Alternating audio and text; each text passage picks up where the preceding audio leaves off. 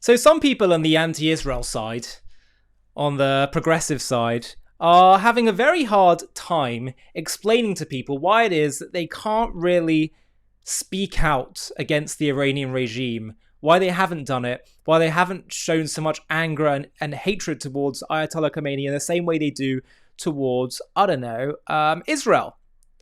Struggling to explain why, and I want to show you this clip that embodies this ridiculous double standard in a moment, but why it is that Iran can gun down indiscriminately its own people, potentially between 30 to 80,000 of its own innocent civilians in the space of a few days.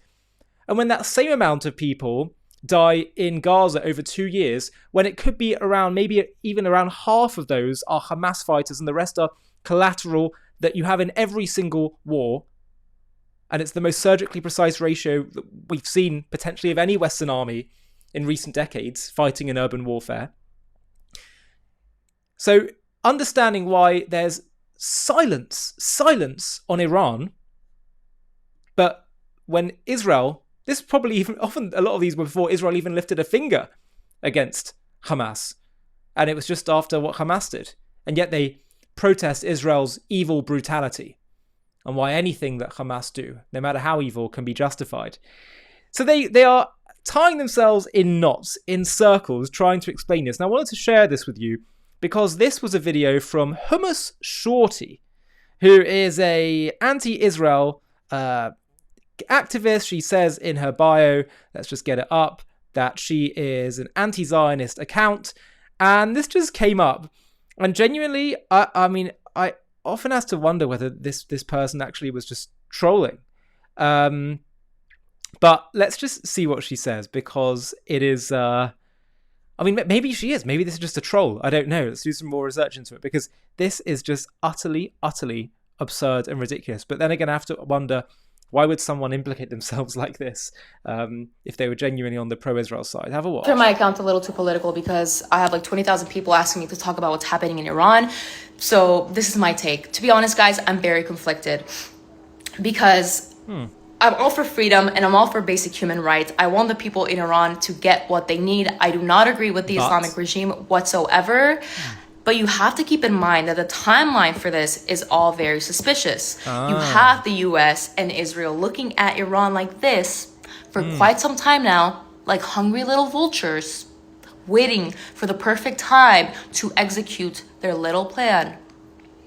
So as much as I want the people in Iran to get what they want, I want them to be safe. And I don't want the Western world to intervene and to make of Iran what they want.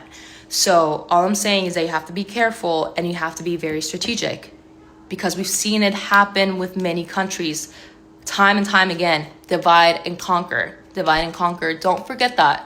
I think Wow.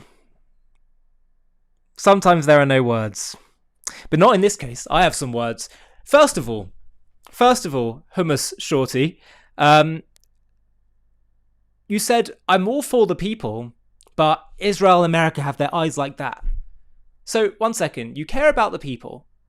Right now, it is the people who en masse are rising up against their regime because of the economic stranglehold, of the authoritarian stranglehold, of the corruption, of the judicial tyranny of the Iranian government. And they are protesting and being shot down en masse. But because Israel and America have an interest in seeing this regime fall, you're not really going to stand up for these people and raise awareness about these people? Then let me ask you this. Okay, Israel and America, let's say they do have their eyes on it. What would that therefore mean? That they want to see this evil regime fall? What's your problem?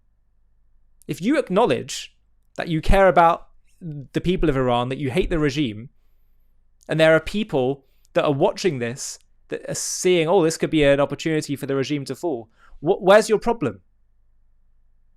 And then you say, well, it's because, America and Israel may end up dividing and conquering Israel. What's your evidence for that?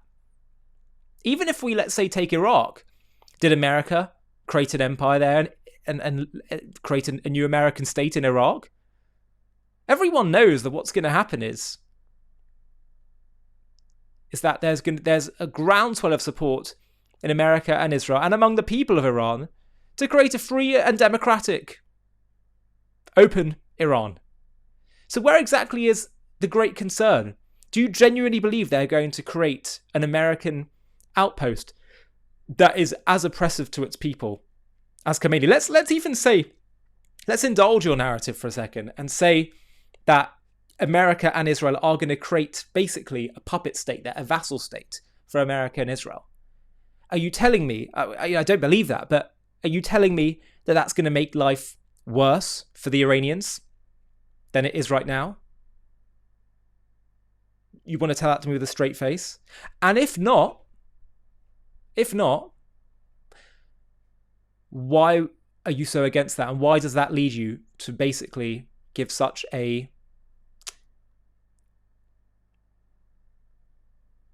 qualified, pretty muted view and stance on what's happening here? There's a comment here that said, in Iranian here, 12,000 plus innocent civilians were murdered by their own government in just 2 days. Most of us can't connect with any family members because the regime cut the internet and phone lines. Please stand with the Iranian people. Human rights should not be selective dependent on political identity. It's unbelievable, isn't it?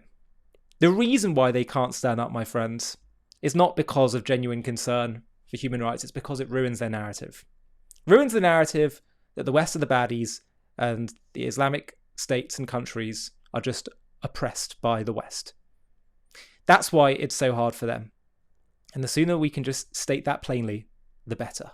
The Islamic Republic of Iran.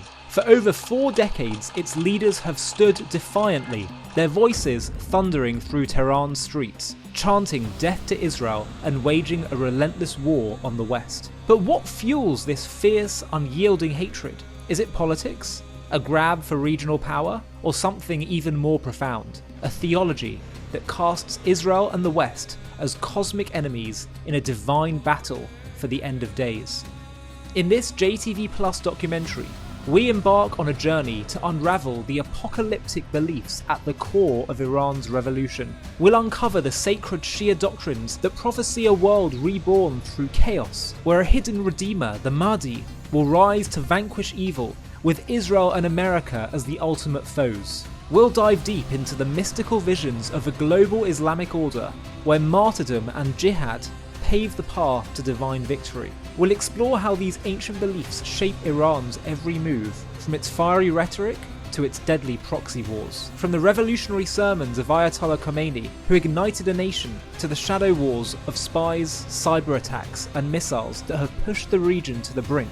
We'll trace the arc of a regime bent on reshaping history, and we'll reveal the climactic moment when Israel struck back with Operation Rising Lion, a daring, high-stakes operation that shook the world and redefined the conflict. This is not just the story of a nation, but of a creed that seeks to rewrite the future, a conflict that threatens to engulf us all.